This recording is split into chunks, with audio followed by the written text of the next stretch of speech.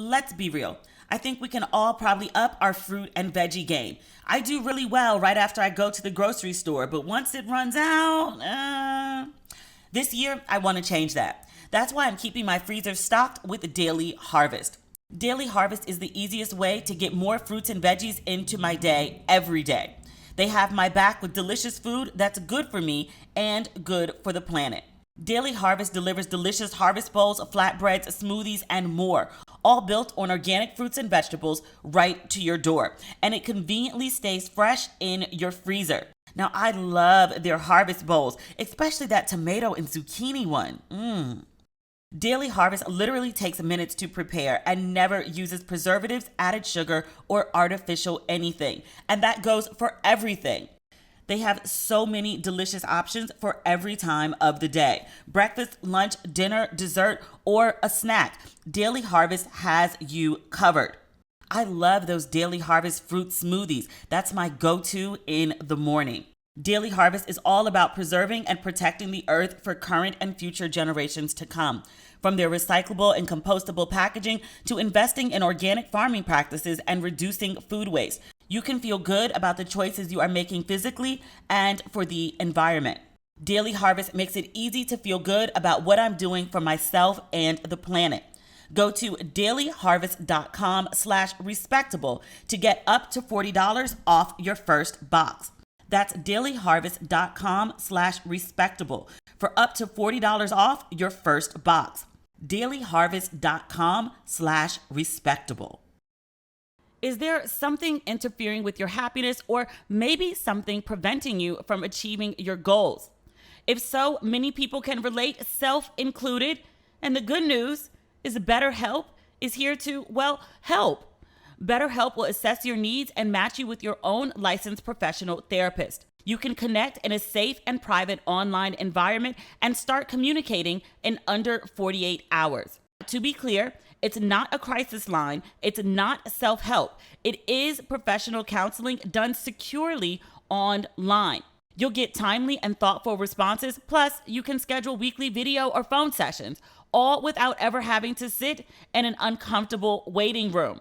Now, my favorite thing about BetterHelp is it's more affordable than traditional offline counseling, and financial aid is available. BetterHelp's licensed professional counselors specialize in depression, stress, anxiety, anger, and so much more. And anything you share is confidential.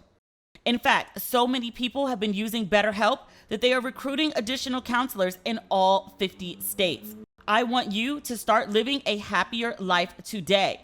As a listener, you'll get 10% off your first month by visiting our sponsor at betterhelp.com/ratchet. Join over 1 million people who have taken charge of their mental health. Again, that's BetterHelp, HELP.com/ratchet. This episode is brought to you by Ruffles. Yes, the original Ruffles with ridges. Ruffles are my go-to chip when I want that perfect cheddar and sour cream flavor. Actually, the lime and jalapeno are so good, I just can't pick a favorite. Ruffles with no ridges is like a coach without the will to win. Can you imagine? Yeah, that's not it. Ruffles is the official chip of the NBA. Ruffles, own your ridges. Ladies and gentlemen, boys and girls, and those who don't identify as either, you are listening to Ratchet and Respectable with Demetria L. Lucas. Woo, child. I done woke up to some shit. Usually when I say or write things that are controversial, I have some idea when I post. I expect some feedback, some spirited feedback, if you will. Yesterday was the Met Gala. I watched the red carpet. I watched the official Vogue feed. Keke Palmer was hosting. She had a co-host. There's a little white girl. I don't know her name. Alana, Aurora. I don't remember. I hadn't seen her before. But I tuned in for Keke. And when I first tuned in, it was the early part of the show. It was equal parts between Keke and the other girl. Keke was killing it. She was doing an amazing job. I will watch her do anything. She just has the right amount of, I don't know. I described it as Kiki is sober, acting like High Whitney. And it's a really funny way to behave, but it works for Kiki. It works so amazingly well for her. And I was just like, I will watch you talk about anything, talk to anyone. She's very personable and she's very well informed. She has a really great chatter and she just has good personality. Like, she's just a good time to watch on TV. So she was doing an excellent job. And at one point, like, I forgot the other girl was there. They were cutting back and forth between them. And then it was just Kiki for like an hour and we didn't see the other girl. And I was like, well, that's fine. I could do without her. Very nice girl. She seemed very sweet. But just between her and Kiki, like, Kiki is the star of the show. But she was so good. But I watched this live feed. Beautiful gowns. And I don't mean that like shady Aretha way. I mean, just there were some beautiful gowns. I was really enjoying the fashion, or fashion in quotes, because some folks, I was like, what is this?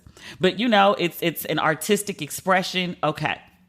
I wrote commentaries about 3 outfits that I felt stood out the most. One of them was Iman.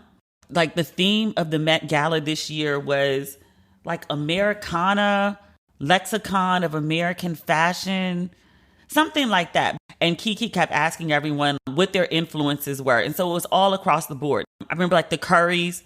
People said they look bland.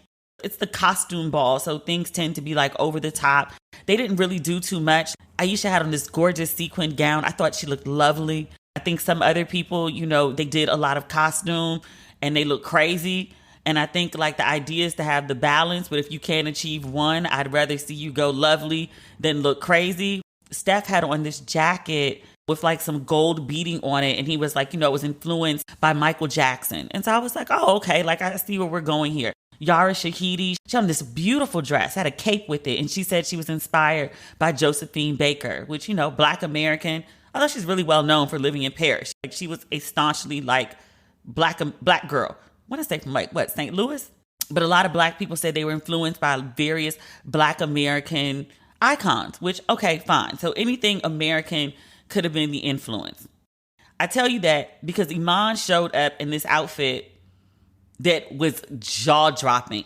This was this year's version of, okay, remember when Billy, what's Billy's last name? Billy Porter. Billy Porter came to the Met Gala one year and he had on that all gold outfit and he swooped up his arms and there were wings. Iman did her version of that. So like no wings, but it was very much giving us, I felt Wakanda. Like she had this big, gorgeous headpiece. Like, I'm sure it's feathers, but it looks furry. It looks like, okay, in Wakanda, what's the really big dude? The gorilla.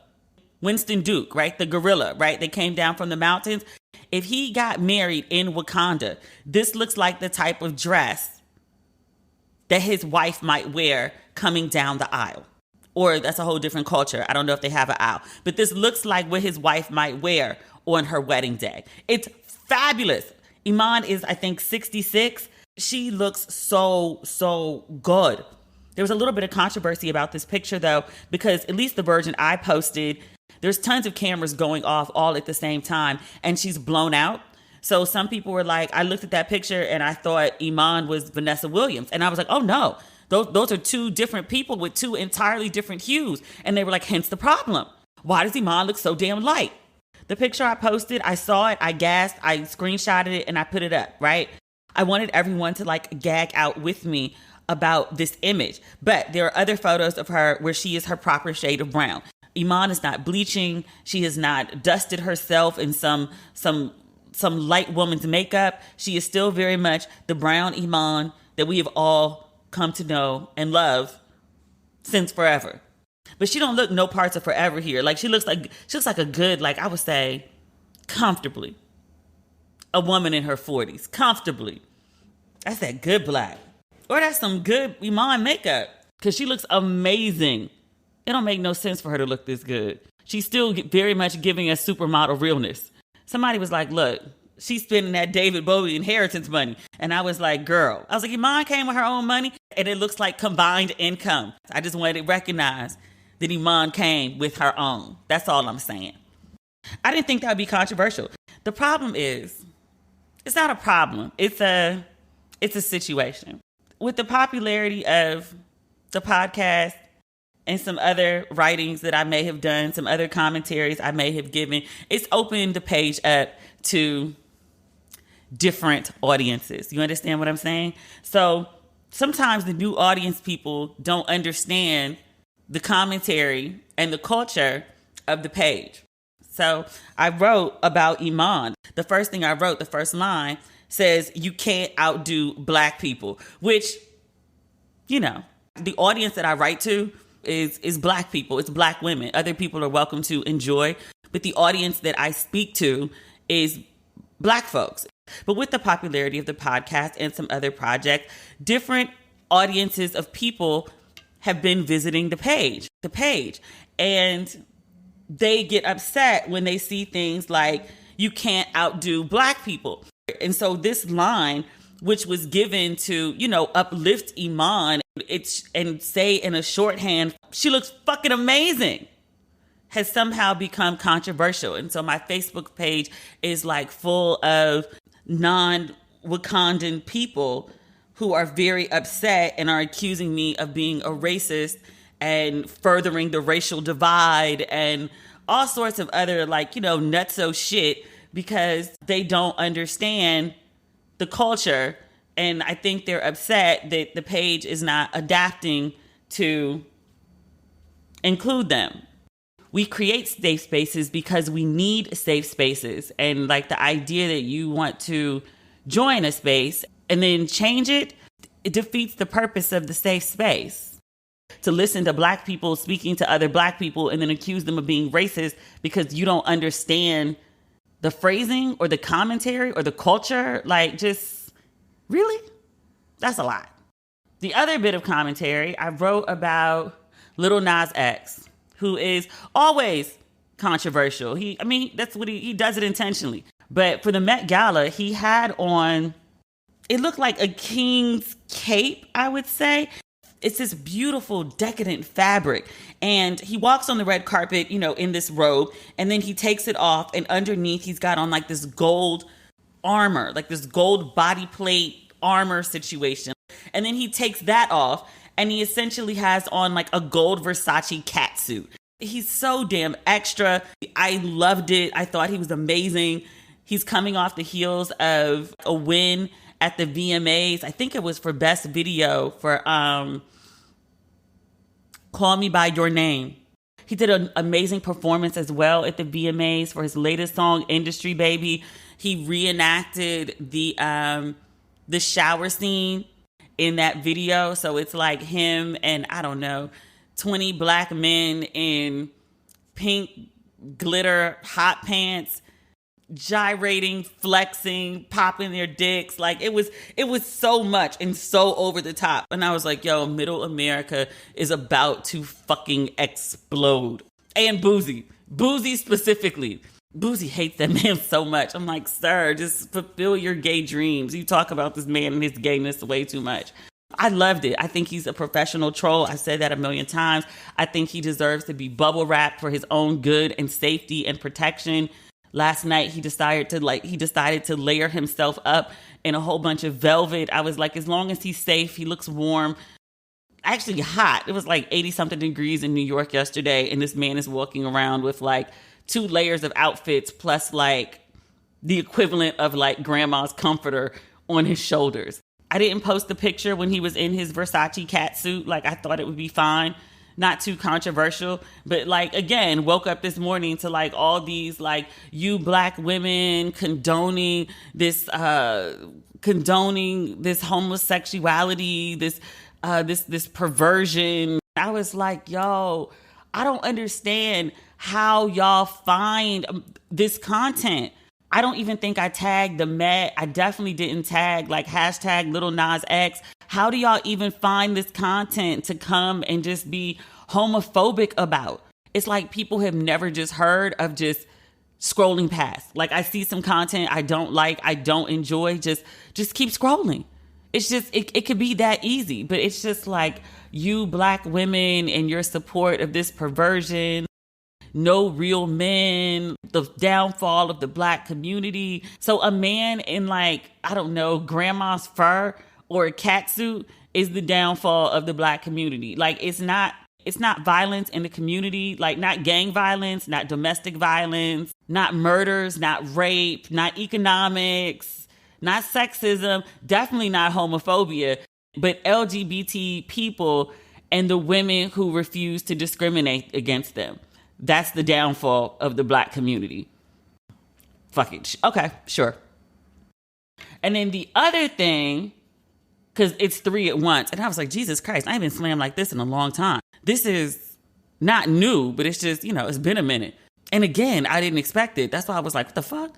Kim Kardashian, for the last month or so, I think from the second time Kanye did his Donda listening party, he started walking around with a mask on his face. Like, looks like a stocking cap. Kim started doing it too back in August. Also, because I'm getting like blown up about it right now, I had to go look and be like, where did this come from? She also did it last year as a Halloween costume. She wore like all pink with her face covered and her ponytail out.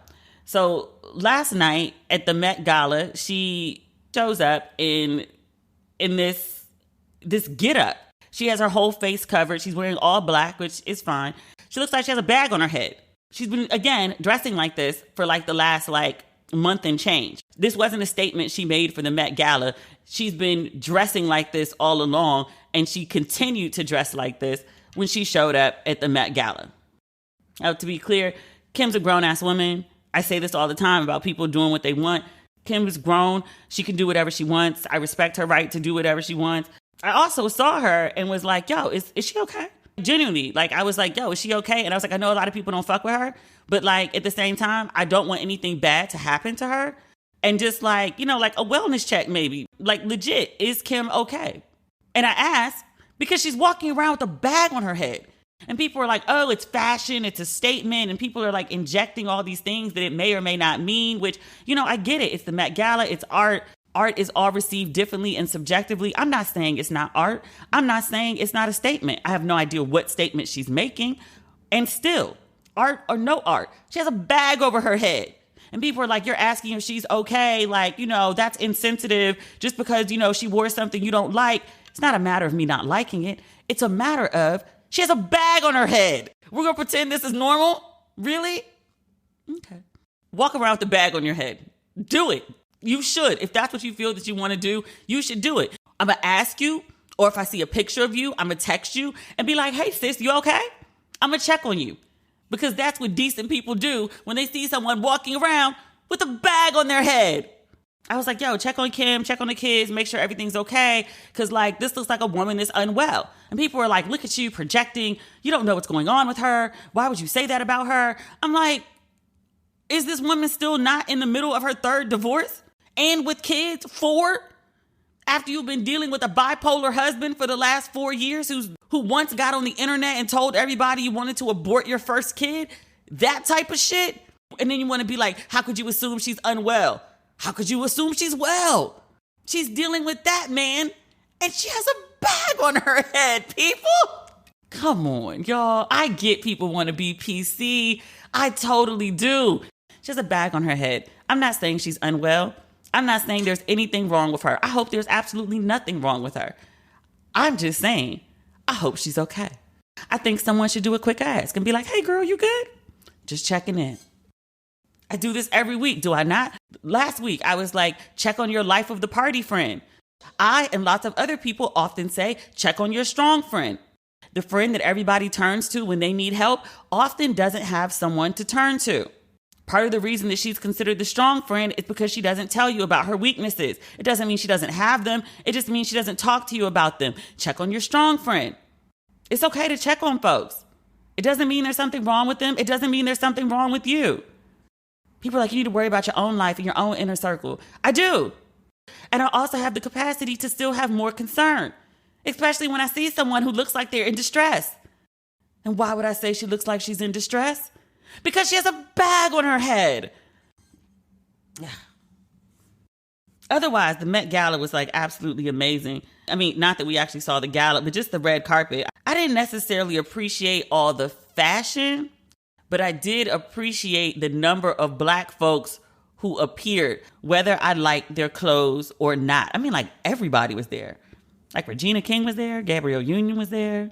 Meg Thee Stallion was there. Mary J. Blige. Mary J. Blige looked amazing. Mary loves a gold moment, a good gold dress moment. She does a lot of gold. She looks amazing in gold. So she stuck to what worked.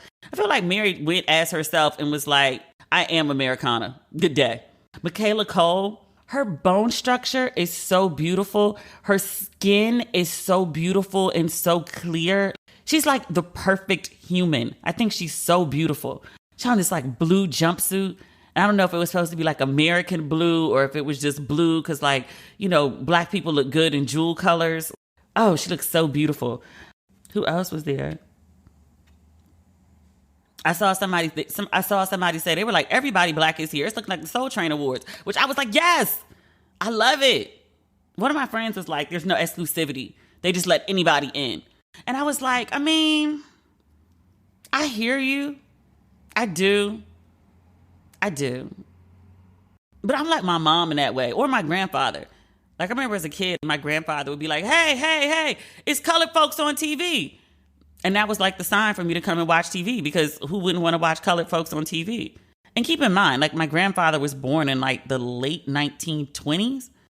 So like, he remembers life without TV, and he remembers TV before there were Black people on it. Like, it was a big deal to see a Black person on TV. And it remained a big deal to him his whole life, because he'd be like, hey, it's colored folk on the TV.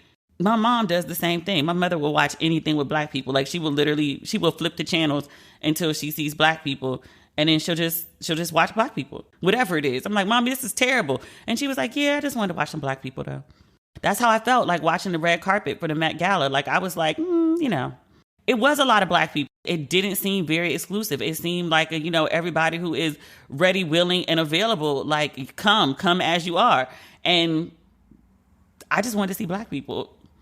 I had this really weird moment last night watching the Met Gala. I felt really old in a way that I didn't feel watching the VMAs, even though, like, I watched it and, like, this is like Sunday night. I was like, who are these people? Yeah. But I didn't feel old then, probably because I didn't care. But at one point in the Met Gala, like I said, Kiki was hosting and she was doing an excellent job. And the runner, not saying her name for a reason, the runner with the orange hair and the long fingernails, who was supposed to go to the Olympics and then smoke some weed, and they found it in her system and she got disqualified. You know who I'm talking about, right? You know her name, right? So Kiki sees her on the red carpet and she's like, Sha'Carri. And the runner woman, who is not named Sha'Carri, by the way, stops her and she says, you know, she has that little voice. She says, Miss Kiki, it's Sha'Carri. Which I was like, is it? I mean, she would know better than I. Kiki was like, oh, I'm sorry, or whatever. And she immediately corrected herself and she referred to Sha'Carri with the proper pronunciation of her name. No harm, no foul. What hit me, though, was the Miss Kiki. I watched Kiki Palmer and I'm proud of her like big sis. I recognize her grown womanness, but in my head, she's Akilah in the Bee. She's still that little girl to me. I see Regina King as Brenda from 227, and she's older than me, but she's always going to be Brenda because I met her as Brenda, and that's when I like fell in love with her, and I was like, oh, Brenda, Lester, Mary, Sandra. It brings me joy. But to hear someone refer to Kiki, who I think of as a little girl, as Miss Kiki, with the respect of the Miss, because Sha'Carri was recognizing Kiki's grownness in comparison to her. She was showing her respect with Miss. And I was like, oh shit. Like, people that I think of as like babies are being called Miss because they grown. I was like, oh my God, where did the time go? Sha'Carri looked really cute too. I've never seen her with black hair before. She's always got some colorful something going on. But of all places that we've seen her, the Met Gala is where she, like, you know, brought it down to a 10. She looked great. I want all good things for her. I know she's had some missteps, a few. She hasn't been leading her races, but I like to point out to folks when they criticize her, her mama just died. Like what, in June? We met her, quote and unquote, met her right after her mom had passed. That was in June. It's September. She's still working through some shit. Like, it's fresh. I mean, I don't think you ever get over your mom dying, but she ain't had a chance to get through it yet either. I know she be annoying sometimes. She annoyed me with something that she did, but I was just like, that's a baby, one. And two, her mama just died, y'all. A little compassion is necessary. Before you leave the house, you do the checklist for your phone, keys, and wallet. It's time to add one more thing before you walk out the door. Birdie is the newest essential addition to your routine. Birdie is a personal safety alarm designed to be easy to carry and simple to use.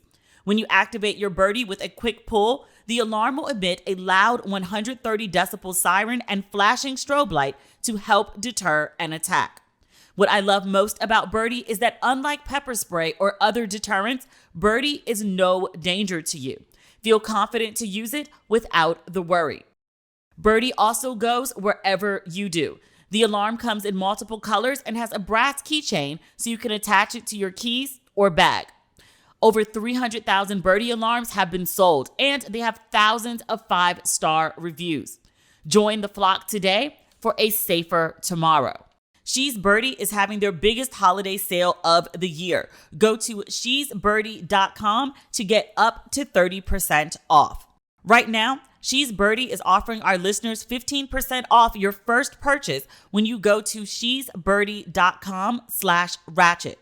Go to She's Birdie, spelled SHESBIRDIE.com/ratchet for 15% off your first purchase. That's shesbirdie.com/ratchet. Keeping things fresh is the best way to keep from burning out on doing the same thing over and over. The Peloton Bike and Bike Plus are ringing in the new year with so much new. New classes, new music, new ways to keep your workouts fun and motivating. Peloton is stepping into the ring with its newest discipline, boxing, but no gloves needed. Discover a fast, furious, and fun workout with Peloton instructors in your corner. Even if you've never boxed before, these classes will have you working up a sweat while working on the fundamentals of form, footwork, and fun combos that will keep you on your toes. I'm excited to check out that new boxing class that Peloton offers. It looks so fun. Peloton is also adding fun new artist series classes. Work out to the music of a single artist, from your favorite hits to the deep cuts. From pop and rock to hip hop and EDM, there are over 100 artist series to choose from. Find your favorite music and turn your next workout into a concert. For a limited time, try the Peloton app free for 2 months, then $12.99 per month after. New members only. Visit onepeloton.com/app to learn more. That's 2 months free at onepeloton.com. Offer expires January 31st, 2022. Terms apply. Do we need to talk about the VMAs in depth? Madonna looked crazy. She opened the show. She didn't perform. There was like this pre-recorded moment where she was saying that basically she grew up with MTV, and between her videos and their airwaves, it turned her into a star. She arrived in New York with like $30 and big dreams and told the cab, "Take me to Times Square." I was like, the mythology people create for themselves. Okay. But on stage, like, she walked out, she had on like a bodysuit and a jacket. I'm trying to figure out a way to say this diplomatically. She's done many things to her face. Like, she has no expressions. Like, it's just blank. Yeah. Like, she says what she says. I don't know if she was nervous or there was something wrong with the teleprompter. Like, she fumbles it and then she turns around and walks away, and she has like this gigantic ass, but like with tiny thighs. So it's like, it looks like wisdom toothy. It's not new. She got added ass like a while ago. This isn't new ass, but it's ass. And yeah, I don't have anything nice to say. I'm trying to think what else stood out from the show. We talked about Lil Nas X. Normandy did amazing. I knew from something else she could dance her ass off, and I don't know how I knew that. Like, shout out to her, the dancers, and the choreographer. The choreographer needs a raise because she was amazing. I didn't much care for the little piece at the end where she brought out Tiana Taylor. they did some girl on girl update of like, remember Janet Jackson concerts? If you went, she would bring out a guy and like strap him to this thing, and she would basically grind on him, and the guy would look like he's about to come in his pants. Like, okay. So like Normandy and Tiana Taylor was strapped to the thing, and like Normandy essentially like dry humped her. I was like, I guess. Okay, sure. It's one of those things that was like so clearly done for shock value that I guess I've just watched too many MTV Awards at this point. There have been 40 of them. I've not seen all 40. Thank you. It's MTV. It's what people do. But I was still like, yeah. Busta Rhymes performed. I personally thought that was the best performance of the night. He gave such good energy. And Busta Rhymes still has his knees. Like, Busta Rhymes has like Meg Thee Stallion knees. Like, he got low a couple times and stayed low and was like bouncing while low. I mean, not like twerking, but he was like bouncing back and forth to the beat. And I was like, yo, Busta got knees. He was really good. He did like a bunch of his hits, and like, I wasn't really shocked that he went crazy, because I was like, I have sweated through many a good blowout or a good weave dancing to Busta Rhymes. I love Busta Rhymes. Somebody referred to him today as their unproblematic fave, and I was like, is he? The other day, I was talking about Nas and Drake and Kanye. Somebody asked me, they were like, you don't have a problem listening to like Nas or Drake or Kanye, given as how problematic they are. And I was like, no, I don't. And part of the reason is because like, if we start cutting everyone off for being problematic, who's left? Like, I really couldn't think of anyone who wasn't problematic. Like Andre 3000, I don't think he's been accused of anything major. Busta Rhymes, I don't think he's been accused of anything major. Not that I can think of off the top of my head. But I was like, if we cut off all the unproblematic people, I'm like, we can't even listen to gospel. Like, everyone's out. So I was like, no, like, you know, I don't listen to R. Kelly because he's singing about children. But I was like, everybody else, like, unless your music is directly tied to the crazy shit you do or say, like, I can separate. The point is, Busta's not problematic. And I was like, oh, isn't that refreshing to find someone who actually isn't involved in like a bunch of like bullshit. Like, you can actually just have a conversation about them without being like, oh yeah, like, you know, he pees on kids, or he wears MAGA hats, or wasn't he texting a 17-year-old girl? And I was like, shit, did we ever get to the bottom of why he was texting a 17-year-old girl? Or in Nas' case, like, you know, he allegedly beat his ex-wife. She says he did, he says he didn't. Girl Chloe performed. I like Chloe. I don't like the direction that she's either going in or being pushed in by the team, or I don't know who's making the calls. I don't like it. Everyone keeps commenting that she's giving like baby Beyonce, which I think she is. I think to be compared to Beyonce, to people watch you move, to listen to you sing, to watch you perform, and to see in you the talents and skills of one of the best performers, or the best performer of our generation, is a high compliment. I also don't think we need another Beyonce. Like, we still have the first Beyonce. We don't need a second Beyonce. I think we need a Chloe, whoever she is. She's what, like 23? She's still figuring that out, and that's fine. Beyonce now at 40 was not the same Beyonce we were introduced to 20 years ago. She had to grow into the icon that she currently is. I think Chloe can get there, but I don't think Chloe gets there imitating Beyonce. I think she gets there being Chloe. And I'm not sure that she knows, or we know, who that is, and who it seems is appearing. It just seems very crafted, and it's not giving me authentic. She looks like a little girl playing dress up to me, and it's not in the same way of other people who can be very sexy, who we've watched grow up. I was first introduced to Tiana Taylor on MTV, her Sweet 16. She was on Pharrell's label at the time, and she had a big Sweet 16 party, and she was like a living Barbie, I think was the theme of the party or something. It was a really dope party. But when I started to see her being very sexy, I didn't see her as a kid. Like when she does sexy, it seems like something that's very authentic to her. Like when Rihanna went from like, Pawn to Replay Rihanna to Umbrella Rihanna, I felt like Umbrella Rihanna was who Rihanna really was. Chloe, it just doesn't strike me. And I make allowances for like Half Naked Is What Sells. She did the song Have Mercy. She did it at the VMAs and she was half naked again. And that's all people seem to be wanting to talk about is Chloe, Chloe, Chloe, Chloe, Chloe. So it's working. I don't know. I want her to win. I think she and her sister are amazingly talented and beautiful girls. And I want them to go far in this industry. And I want them to survive in this industry. But Chloe's direction for me is not working right now. Like, we'll see. She does have the ability to change or grow or whatever she wants to do.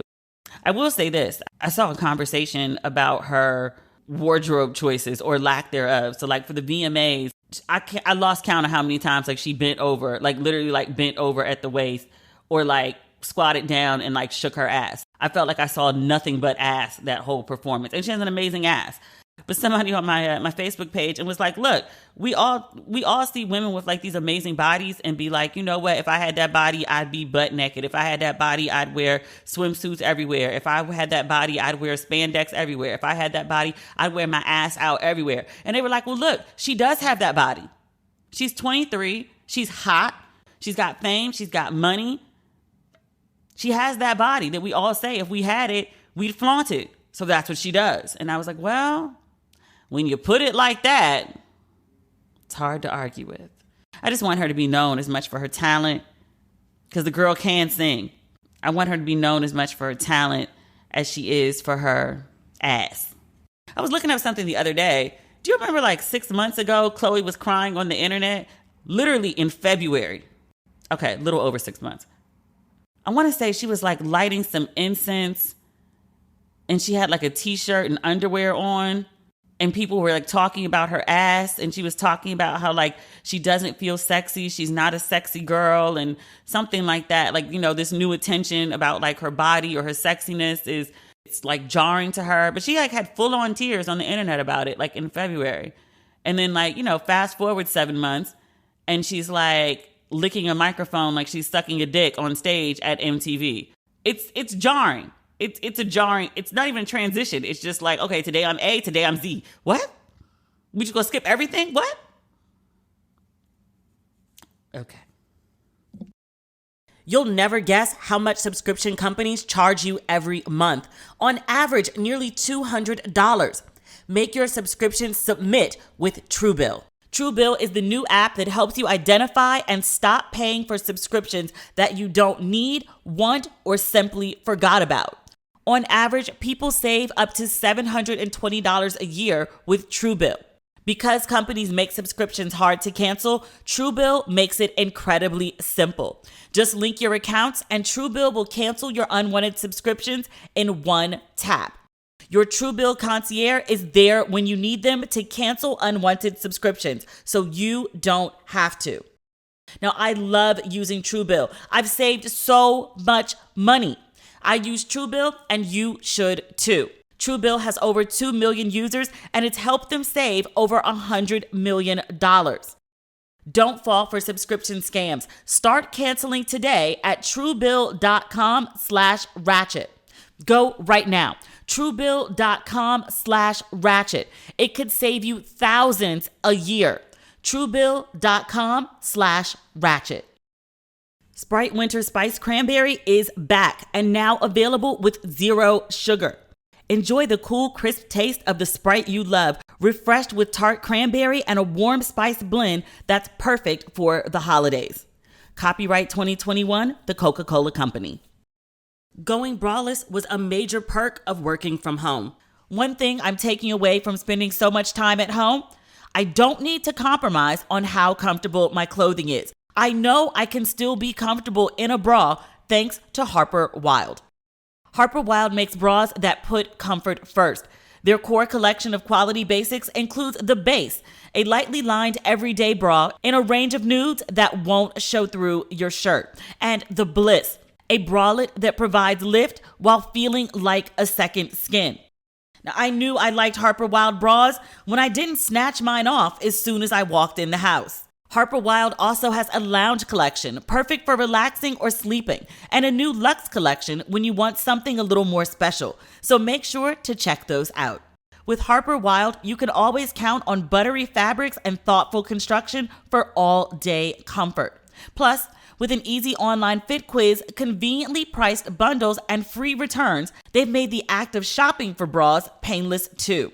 You even get a handy bra recycling kit with your purchase, so you can say goodbye to your old bras sustainably. Harper Wild makes everything about bras better. Stay in your comfort zone. Go to harperwild.com/ratchet today so you can get 20% off your first purchase. Because the only thing better than a comfortable bra is getting a discount just for being a Ratchet and Respectable listener. That's 20% off at harperwild.com/ratchet. harperwild.com/ratchet. What else is going on? There wasn't really that much that happened this week. Because we started off talking about like the crazy shit. I didn't get to tell you. So remember, like I told you last week, I was like, I'm so freaked out because like I'm waiting for my edits to come back. Like there's the network edits and then like there's the edits for this feature and like, So I turned the thing in on like Wednesday, Thursday. I didn't hear from the editor. So I hit her up. I want to say like Sunday. And I was like, hey, is everything okay with the piece? Because usually the turnaround's a lot faster. I'm open to like any edits or changes or whatever. But, like, let me know anything you need, whatever. So just kind of like a nudge, like, hey, I'm having like a writer flip out. And so she was like, hey, Demetria, me and my husband went to Mexico and then there was like a hurricane and we were at the resort and like basically it was abandoned and we haven't had Wi-Fi. And yeah, so I haven't even looked at it. And I was like, okay. But I was like, I really sat here in my own head and drove my own self crazy. I can't blame it on anybody else. Drove my own self crazy and created a whole narrative about her not liking my writing or the piece not being good or like the interview wasn't strong or whatever. Just a whole ball of insecurity. Created a whole narrative that didn't even exist. Made a whole thing all about me, about why this woman is not responding to me. Meanwhile, she has left the country on a vacation with her husband and is trapped in a hurricane at an abandoned resort. Way to make it about you, D. And I was like, every little moment of insecure suffering that I've had for that 4 days, I deserved it because I did it to myself. And I was like, let this be a lesson. Let this be a lesson to not make shit all about you. How many times I got to learn like the same lesson? I'm like 41. I'm like, shit, I'm 42. I don't like this process of life. I would like life to just, you get to a point like you know everything and then you just like live like, I don't know, like another 30 years, 40 years. I feel like I want at least 45 more summers, at least 45 more summers. I feel like it would be so much easier if I could just, learn everything and then operate for like, the duration of my time with all this abundance of knowledge. I'm tired of learning the same damn lessons. What can I do to learn the lesson once and move on? Why do I gotta keep learning the same shit over and over? This adulthood is ghetto.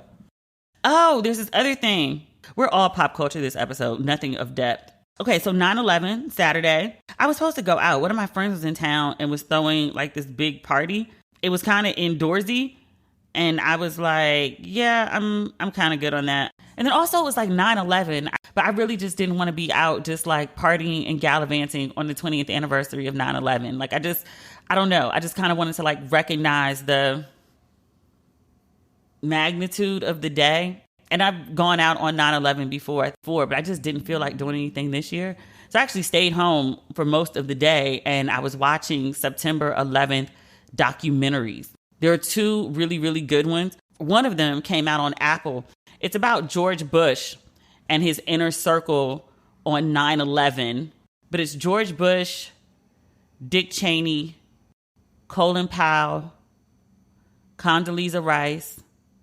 It's all them talking about 9/11 and basically what a gigantic shit show it was with Bush. Like if you remember, he was in Florida reading to some kids when 9/11 happened and he was told about it and then he sat there stuck on stupid for a couple minutes and then reacted. He got a lot of flack for that. Since 9/11, or since Bush was out of office, and actually since the Obamas were out of office, Michelle Obama and George Bush picked up this cute little friendship where he's just completely smitten with her, and he's always bringing her candy. At one of his parents' funerals, it might have been his dad's, he made a point to walk over to Michelle Obama and give her some candy. He don't play about Michelle. And I think because of their affection for one another, it softened his image. And I also think because Trump was so damn awful, it looks like in retrospect that George W. Bush wasn't that bad. Watching this documentary, I was infuriated at how incompetent he was. It was like, it makes America and our chain of command look like a bunch of bumbling idiots. And I was like, why would you put this documentary out basically telling the whole world, including people who mean us harm, us as an Americans, who might be wanting to plan another attack of some sort? Why would you put out something that shows us looking so damn dumb? On 9/11, and this may be common knowledge, it wasn't to me because I purposely avoided a lot of 9/11 commentary for the last 20 years. The president of the United States could not get intel because the satellites on the plane were outdated. His vice president, is that Cheney, gets taken to the war room underneath the White House. They get down there and they're having problems getting intel too, because the room hasn't been updated in 20 years. So all their technology is out of date. A whole bunch of people are down there. People start falling asleep, start yawning. Everyone's passing out. They're like, what the fuck is going on? Have we been drugged? No. It's too many people in the room and the oxygen got low. I was like, what? What? They were watching CNN. There was no special intel, no red phone alert where they're getting special intel that is not available to the rest of the world. They're watching CNN like everybody else to find out what's going on in New York and DC. How? We thought Trump was a bumbling idiot. George Bush was just as stupid. He just had people around him that propped him up better. It's so bad. It's so embarrassing to watch. I was like, we look like idiots. Watch it to be appalled and be like, oh my God. He also didn't go to New York until he flew back to DC. He was in Florida. He flew to 2 other places before he actually made it back to the White House, which it was supposed to be for security reasons. And I was like, I get it. I do. I get it. He's the president. At one point, they were afraid the Air Force One would be shot down. I get it. And I also understand it's a day that was unprecedented. No one thought that was going to happen. No one knew what to do. But I was just like, the people in charge are just as bumbling and what the fuck is the rest of us? That's not comforting. Remember when Michelle Obama was promoting her book? She was doing that series of rock star talks at all those arenas. She said something, I think she said it in the book, but she definitely said it on stage. Actually might have it on video from when I went. But she was talking about how she had been in these rooms with the most important people in the world, the most highly intelligent global leaders, all the people that you think of as very smart and very respected and they must know what they're doing. And she was like, I've been in those rooms and I'm telling you, they're no smarter than the average person. It's a scam. They're scamming you. And that's exactly what I thought watching this documentary. We've elected these people and these people have appointed people to be in positions of power because they're supposed to be smarter than the rest of us. But when shit hits the fan, are they really? And then when I saw he didn't make it to New York until September 14th, I was like, it's right there. Why did it take you so long to get there? You didn't have to dig through the rubble to find people. The firefighters were doing that. All these other people who didn't have to be there were getting up and going down there to volunteer.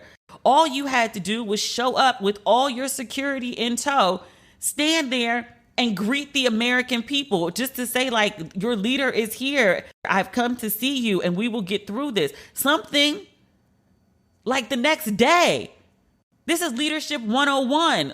If you can't show up in a crisis, what the fuck are you leading for? It's a really good documentary, but it was exhausting, absolutely exhausting to watch.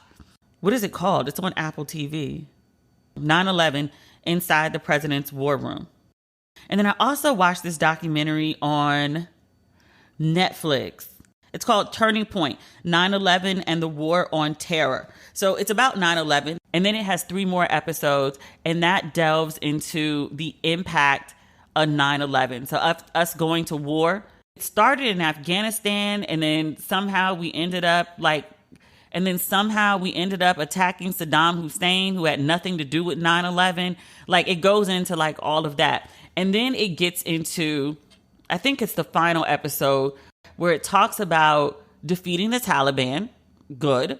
And then it talks about Americans trying to train the Afghan army to fight. And they have soldiers who were over there, and they're basically explaining how from the very beginning, they knew this was like a no-go, non-starter effort. Like, they were just over there like, okay, you won't bring us out, so we're just here trying to survive. But this whole idea that y'all gonna train this army, like, it was never going to happen from jump. So one of the soldiers is like, he was like, yeah, like, we were like trying to train the army. And he was like, but like, they were like all like high on heroin. What? He was like, yeah. And then like, they had these young guys, like the Chai Boys. And I was like, the Chai Boys? And he was like, yeah, like, they were like these young kids.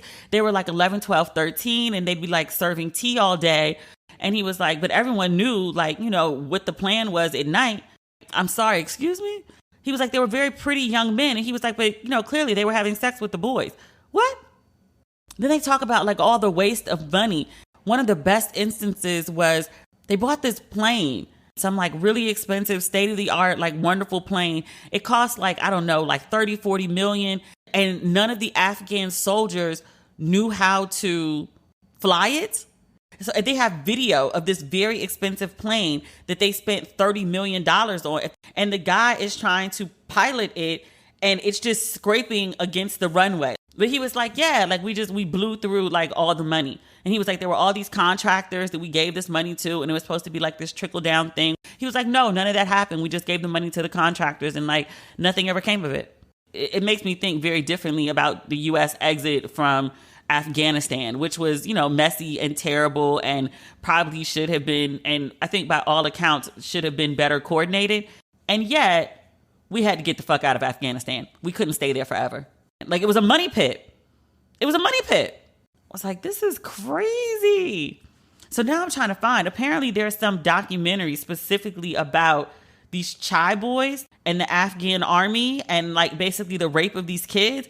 Somebody mentioned that there was a documentary about this to me, and they couldn't remember the name of it. So if you know the name of this documentary, or even the book, I think there's a book and the documentary. But if you know the name of either one, please let me know, because I would like to know more about this. Like, that's some wild shit.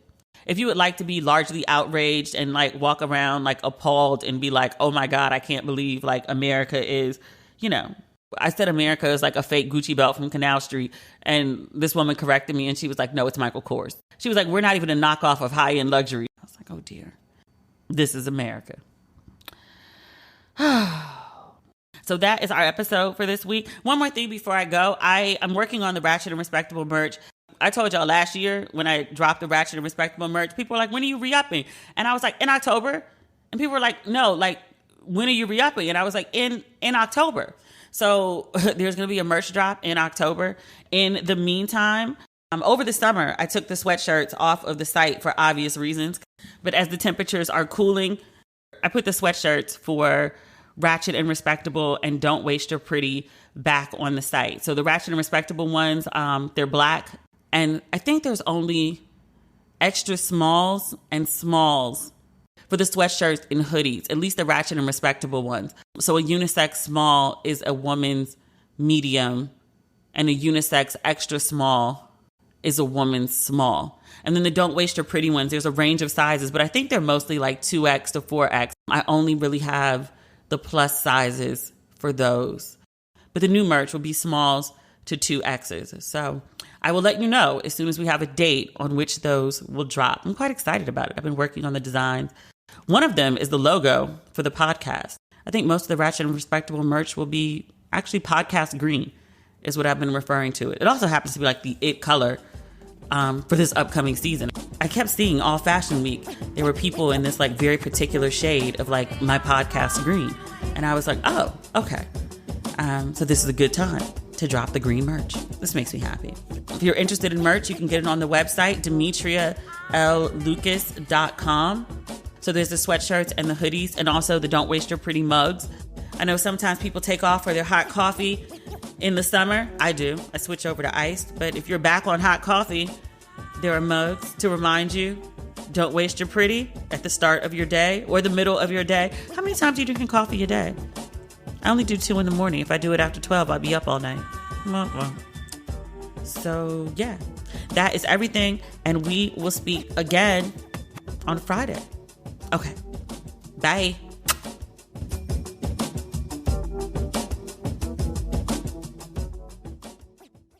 Every human was born to create. Whether you last picked up a paintbrush yesterday or in grade school, you can explore your creativity and be inspired. Skillshare is an online learning community that offers membership with meaning. With so much to explore, real projects to create, and the support of fellow creatives, Skillshare empowers you to accomplish real growth. Now, we've often talked about my procrastination issues. I've started taking a Skillshare class. Productivity for Creatives. Build a system that brings out your best with Thomas Frank. Whether you're a dabbler or a pro, a hobbyist or a master, you are creative.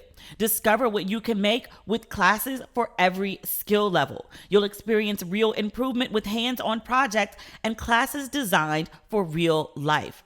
Also, Skillshare is incredibly affordable, especially when it comes to pricey in-person classes and workshops.